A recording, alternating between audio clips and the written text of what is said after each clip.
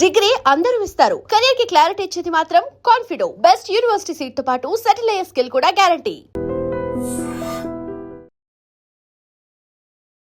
Welcome to I dream. నేను దేశ్రీ. Present మనతో పాటు స్టూడియోలో డాక్టర్ విజయ సింగం గారు, సైకాలజిస్ట్ ఉన్నారు. మాట్లాడదాం. Hello madam, welcome to our studio. Thank you. So అత్త కోడళ్ళ గురించి మాట్లాడుకుందాం. అత్త తల్లి కాదు, కోడలు కూతురు కాదు అనే సామెత ఒకప్పుడు ఉండేది.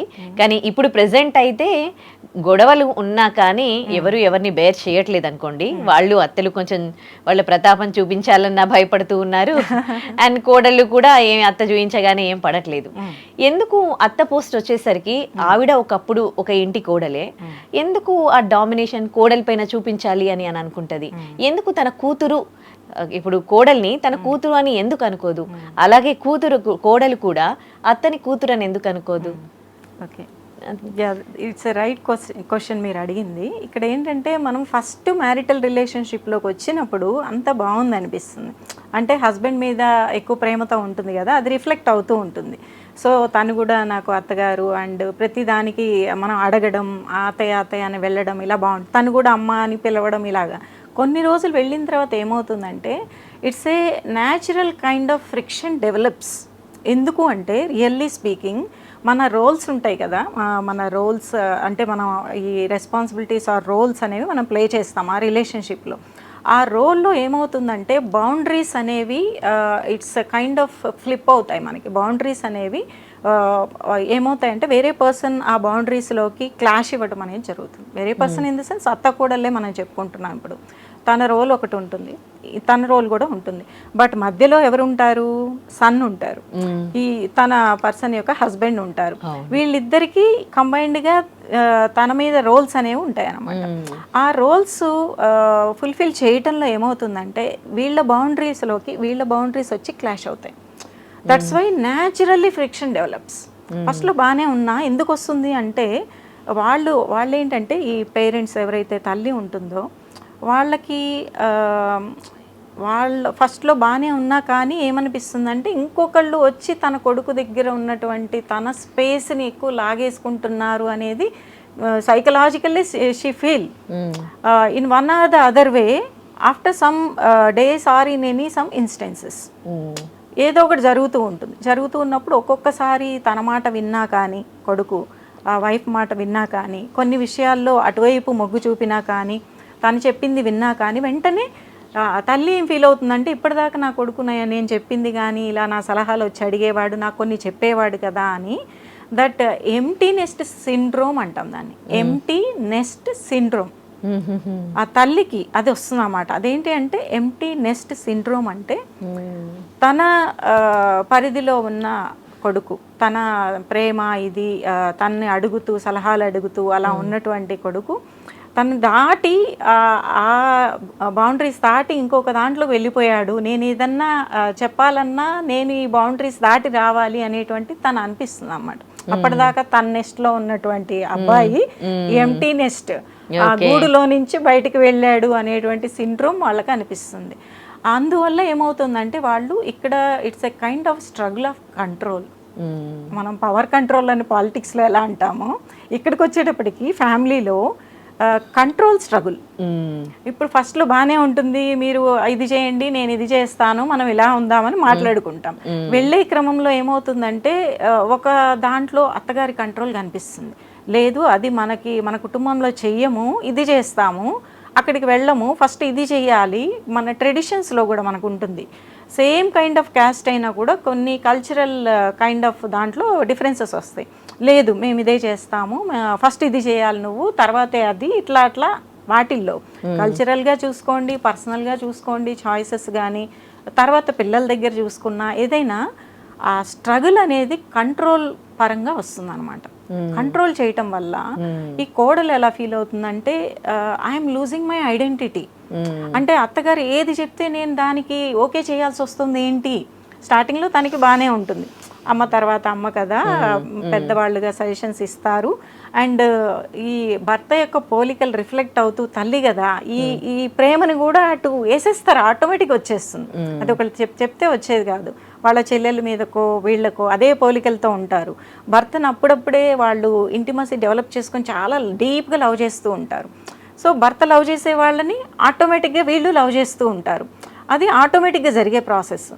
తర్వాత వాళ్ళకి ఎప్పుడైతే బౌండరీస్ క్లాష్ జరుగుతుందో, వాళ్ళ రోల్లోకి వీళ్ళు వచ్చి బౌండరీని క్లాష్ చేస్తారో అప్పుడు వాళ్ళకి షాక్ వస్తుంది, అర్థమవుతుంది వాళ్ళకి. సో ఇది కాదు, నాకు ఇక్కడ ఇబ్బంది కలుగుతుంది, I'm feeling very suffocated and uncomfortable అని అర్థమయ్యి వీళ్ళకి friction develop, naturally friction develop అవుతుంది అన్నమాట. అక్కడ ప్రాబ్లం ఏంటి అనుకోవచ్చు మీరు, కూతురు అనుకోవచ్చు అంటే, కూతురు అయితే అన్కండిషనల్ లవ్ కదా, వాళ్ళు 20 years పెంచి ఉంటారు, తప్పులు చేసినా ఒప్పులు చేసినా అలిగినా మొండిగా బిహేవ్ చేసినా చెప్పింది వినకుండా యాంటీగా చేసినా అట్ ద ఎండ్ అన్కండిషనల్లీ తల్లి దగ్గరికి తీసుకుంటుంది. ఏదో 4 మాటలు అన్నా కానీ అది మైండ్లో పెట్టుకోదు. బట్ కోడల దగ్గరికి వచ్చేటప్పటికి అన్కండిషనల్ ఎలా వస్తుంది? It's conditional only, right? కోడలు అలా బిహేవ్ చేయలేదు, అత్తతో చేయలేదు, అలా కూడా బిహేవ్ చేయలేదు. ఒకవేళ ఏదైనా చేయాల్సి వచ్చినా అంటే వీళ్ళు క్లాష్ వచ్చినప్పుడు మీరు ఇలా చేయకూడదు అత్తయ్య, దీనివల్ల నాకు పెయిన్ అని చెప్పడం చాలా కష్టము. ఒకవేళ ఏమన్నా గొడవల్లో మాట్లాడుకున్నా అది అన్కండిషనల్ కాదు కాబట్టి కండిషనల్ కదా, నువ్వు ఆ రోజు మాట ఎత్తావు, నాకు నోరెత్తి మాట్లాడావు, నన్ను ఎదిరించావు అనేటువంటిదే గుర్తుంటుంది వాళ్ళు. సో తను ఏదో సఫర్ అవుతోంది అనేటువంటిది వాళ్ళకి అండర్లయింగ్లోది కనిపించదు, బయటికి ఉన్న బిహేవియర్ కనిపిస్తుంది. ఇలా ఫ్యామిలీ ఇష్యూస్తో అండర్స్టాండింగ్ లేకపోవడం వల్ల ఒక సైకాలజిస్ట్ దగ్గరికి రావడం అనేది జరుగుతుందా? Very common. ఎందుకంటే pre marital and post marital అనేవి ఉంటూ ఉంటాయి. ప్రీ మ్యారిటల్ అంటే ఏమో రిలేషన్షిప్, అంటే ఇంకా మ్యారేజ్కి ఎంటర్ అవ్వకుండా రిలేషన్షిప్లో ఉంటారు అలాగా, లేదా మ్యారేజ్ చేసుకుందాం వుడ్ బి అనుకుంటున్నాము, మాకు ఎంతవరకు సెట్ అవుతుంది అని కూడా వస్తారు. అది ఒక థింగ్. అయితే ఆఫ్టర్ మ్యారేజ్ వచ్చేటువంటి అడ్జస్ట్మెంటల్ ఇష్యూస్ అంటాం వీటిని, ఓకేనా? అండ్ దెన్ కంపాటబిలిటీ ఇష్యూస్ అంటే హస్బెండ్కి తనకి ఉన్న వాటిని మనం కంపాటబిలిటీ ఇష్యూస్ అంటాం. ఫ్యామిలీలో అత్తగారికి తనకి వచ్చేటువంటి ఇష్యూస్ని అడ్జస్ట్మెంటల్ ఇష్యూస్ అంటాం. ఒక ఫ్యామిలీ నుంచి, ఒక కైండ్ ఆఫ్ కల్చర్ నుంచి, బిలీఫ్ సిస్టమ్ నుంచి ఇక్కడికి వచ్చాక వీళ్ళకి అనుగుణంగా అడ్జస్ట్ చేసుకోవటంలో ప్రాబ్లమ్స్ రావడం అనమాట. అందులోనూ మనం చెప్పుకున్నటువంటి రోల్ ప్లేయింగ్లో వీళ్ళు వచ్చి బౌండరీస్ క్రాస్ చేసేసి వీళ్ళు చేయాల్సిన పని కూడా వాళ్ళే చేస్తున్నారు అనుకోండి, వీళ్ళు మాట్లాడాల్సింది కూడా వాళ్ళే మాట్లాడతారు. ఇప్పుడు పిల్లల్ని బాటప్ చేయటంలో, పెంచే విధానంలో కూడా వీళ్ళు వచ్చి ఇంటర్ఫియర్ అవుతారు. ఓకే, పెద్దవాళ్ళుగా కొంతవరకు ఇంటర్ఫియర్ అయినా మిగతా దాంట్లో మీ అమ్మకేం తెలియదు, ఇది కాదు నువ్వు అలా చేయాల్సింది, ఏం కాదు నువ్వు ఇలా చెయ్యి, నేను చూసుకుంటా, ఇలా. వాళ్ళు ఏంటంటే అలా వచ్చి రోల్లో క్లాష్ చేసినప్పుడు అప్పుడు పేరెంట్కి కిడ్స్కి ఉన్నటువంటి మధ్యలో కొంత ఏమవుతుందంటే మిస్కమ్యూనికేషన్ అవుతుంది. అంటే అమ్మేమో నన్ను అలా చూస్తుంది, మరి నానమ్మేమో నన్ను చాలా గారాబం చేస్తుంది అని చెప్పేసి, ఇవి మనం కామన్గా చూస్తాం. గారాబం అంటే మామూలుగా ఓకే ఒక లెవెల్ వరకు, బట్ వాళ్ళకి యాంటీగా తీసుకెళ్ళి చెప్పడం ఉంటుంది. అమ్మ చెప్పింది అసలు అది వేస్ట్, ఆమె చెప్తే ఇంకేమైనా ఉందా, అట్లా కదా నువ్వు ఇట్లా చేయి, నేను చూసుకుంటాను, నువ్వు చెప్పకు, నువ్వు చెప్పాల్సిన అవసరం లేదు, అట్ ద ఎండ్ నేను చూసుకుంటా, ఇలా కూడా ఉంటారు కొంతమంది. సో ఏది చేసినా తల్లి రోలు అత్త తీసుకోలేదు, అది నానమ్మ రోలు నానమ్మే తప్పితే అమ్మ రోలు అమ్మదే. ఎందుకంటే తను కూడా అమ్మగా చేసిన రోల్ ఉంది కదా, తన పాత్ర, తల్లిగా తన పాత్ర ఇప్పటికీ కావాలని కోరుకుంటోంది కదా పెళ్ళైనా కానీ. మరి ఇప్పుడే వచ్చినటువంటి తన కిడ్ దగ్గర, తన కొడుకో కూతురు దగ్గర తన తల్లి పాత్రను తను పోషించనిస్తూ కావాలంటే ఇలా దాని వలయంలో తన పాత్రను తను ఇవ్వచ్చు, అంతేకాని ఈ బౌండరీ దాటి అందులో కూడా రావాలన్నప్పుడు అక్కడ కూడా క్లాషెస్ వస్తాయి. మనం అనుకుంటాం హస్బెండ్ దగ్గరనే కాదు, పిల్లల దగ్గర అండ్ ఏదైనా కెరీర్ విషయంలో తీసుకునేటువంటి డెసిషన్స్లో కూడా వీళ్ళు ఇన్వాల్వ్ అయిపోతుంటారు కొన్ని ఫ్యామిలీస్లో. అంటే కలిసి ఉంటున్నారు అనుకోండి, అదేంట్రా అది మన ఇళ్ళల్లో ఇది అలా ఇలా చేయరు కదా, అలా చేయరు కదా, ఈ టైంకి రారు కదా, ఆ టైంకి రారు కదా, ఇలాంటి క్లాషెస్ ఐడియాలజికల్గా కూడా వస్తాయి. ఎందుకంటే వీళ్ళేమో ట్రెడిషనల్ ఉంటే వీళ్ళేమో మోడర్న్ ఉంటారు. సో అక్కడ మనకి ఐడియాలజికల్గా కూడా డిఫరెన్సెస్ వస్తాయి. ఎంత చెప్పినా ఏం అర్థం చేసుకుంటారు, చేసుకోలేరు కదా. అమ్మ అనుకోండి, సరేలే ఇప్పుడు ఉన్న ట్రెండ్ ప్రకారం వెళ్తుందిలే, సరేలే ఏదోలే చెప్దాంలే అని అమ్మ మనసు ఆలోచిస్తుంది.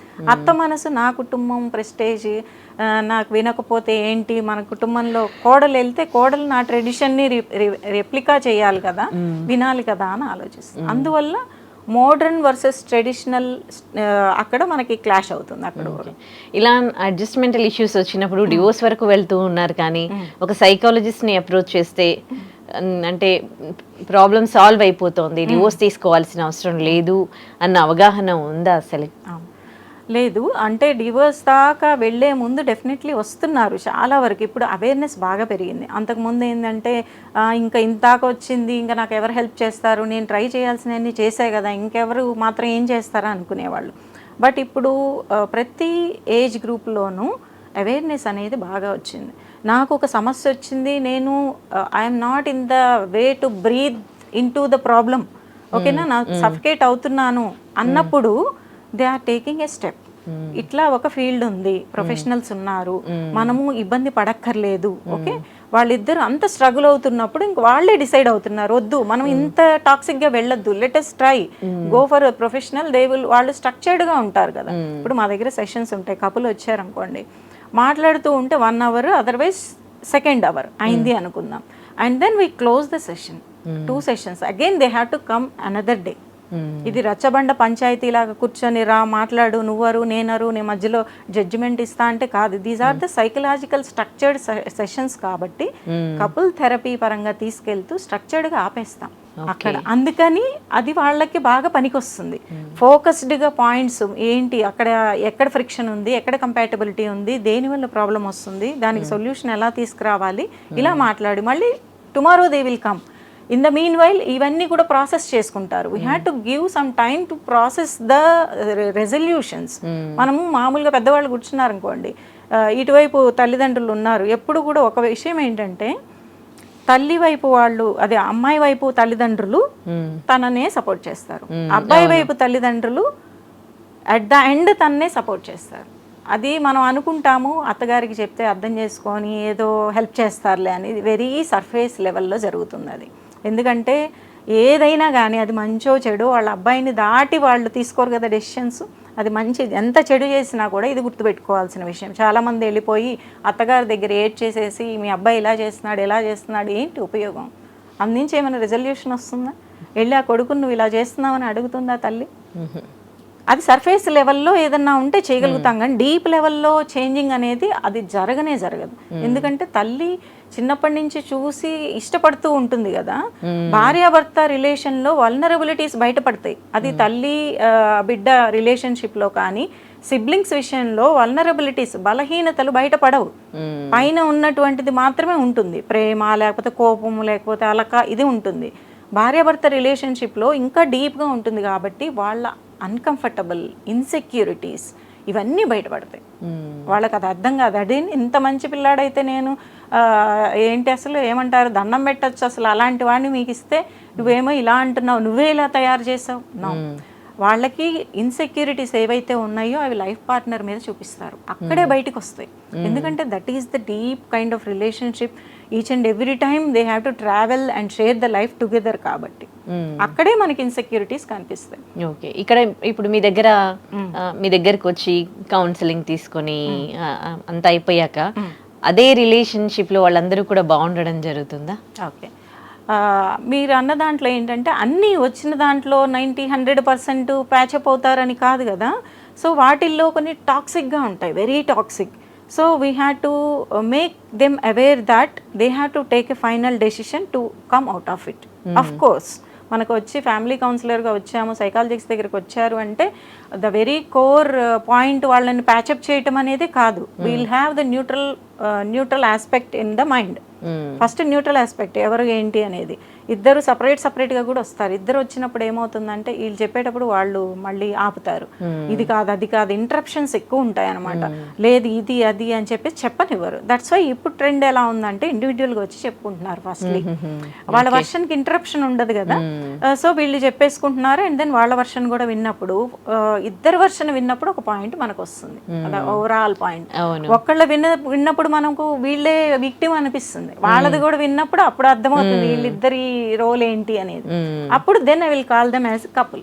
ఓకే, అప్పుడు వస్తారు కాబట్టి మనం మొత్తం వింటాం కాబట్టి ఇంటరప్షన్ ఉండదు. అండ్ ఇప్పుడు కపుల్గా మనకి థెరపీ కానీ వీళ్ళిద్దరిని ఎలా తీసుకెళ్దాం అనేది అందుకని స్ట్రక్చర్డ్గా ఉంటుంది కాబట్టి అక్కడ వాళ్ళు అరుచుకోటాలో ఏదేదో చేసుకొని టైం అంతా మీకు తెలుసు. ఇప్పుడు ఒక కపుల్ గొడవ పడుతుంటే ఎన్ని గంటలు గడిచిపోతుందో మనకు తెలియదు, బట్ రెజల్యూషన్ రాదు. తెలుసు కదా మీకు, ఇంట్లో గొడవలు జరుగుతుంటాయి, పెద్దవాళ్ళని తీసుకొస్తారు, పంచాయతీలు జరుగుతుంటాయి, రోజులు గడిచిపోతుంటాయి, రెజల్యూషన్ రాదు. ఈ జడ్జిమెంట్ కూడా వాళ్ళు వీళ్ళకి ఇస్తారు, వీళ్ళు ఎవరిది వాళ్ళు ఇచ్చుకుంటారు, మీ వాళ్ళే తప్పు మా వాళ్ళే కరెక్ట్, ఇట్లా ఎప్పటికీ అది ఎండ్ అవ్వదు అనమాట. ఇక్కడ మన దగ్గరికి ఏంటంటే వచ్చినప్పుడు అన్కండిషనల్ పాజిటివ్ రిగార్డ్తో ఇద్దరికీ ఉంటాం మనం. At the human level we connect. ఓకేనా, మ్యారేజ్ అయిందా లేదా, లేకపోతే వీళ్ళేంటి, వీళ్ళ పర్సనాలిటీ, దీనికంటే కూడా మించి హ్యూమన్ లెవెల్ వీ కనెక్ట్. ఏమిటి వాళ్ళ సఫరింగ్ ఏంటి, అసలు కంపాటబిలిటీ ఎక్కడ ప్రాబ్లం వచ్చింది అని మాట్లాడతాం. కాబట్టి it will go in a structured way and in a flexible is way. వాళ్ళు చాలా ఈజ్తో తీసుకొని వెళ్ళేటప్పుడు రిలాక్స్డ్గా వెళ్తారన్నమాట. అండ్ ఐ సెడ్ అన్నీ ప్యాచప్ చేయాలని చూడాల్సిన అవసరం లేదు. కౌన్సిలర్ అయినా వాళ్ళకే తెలియకుండా వాళ్ళు ఆ లూప్లో పడి టాక్సిక్గా అండ్ సూసైడల్ థాట్స్తో ఎండ్ చేసుకోవాలనుకునే దానికి వెళ్ళిపోయే క్రమంలో we had to save them. But we don't give the direct decision that come out of that. We show అన్నీ చెప్తాము, ఇలా ఉంది నీ పరిస్థితి, ఇది జరుగుతోంది, దెన్ మీరు చెప్పండి, మీరు ఏదైతే మీకు కరెక్టో మీరు చెప్పండి ఇప్పుడు. Then they themselves open up. Okay, అప్పుడు వాళ్ళు తీసుకున్న డెసిషన్ మీద రేపు వాళ్ళు నిలబడగలుగుతారు. And will show the vision. మీరు ఇప్పుడే కాదు, ఈ డెసిషన్ తీసుకుంటే కాన్సిక్వెన్సెస్ ఏంటి, ఇలాగే ఉంటే ఏంటి, కొంత ముందుకి తీసుకెళ్లి టైంని మనము ప్రొయాక్టివ్గా కూడా అన్నీ చెప్తాం. ఈ పరంగా మీరు ఇది డీల్ చేయగలరా, అది డీల్ చేయగలరా, ఏంటి, ఇట్లా ప్రోస్ అండ్ కాన్స్ కూడా ఆలోచించాక డెసిషన్ తీసుకుంటారు. కాబట్టి దే వోంట్ రిగ్రెట్ అనమాట, మంచైనా చెడైనా.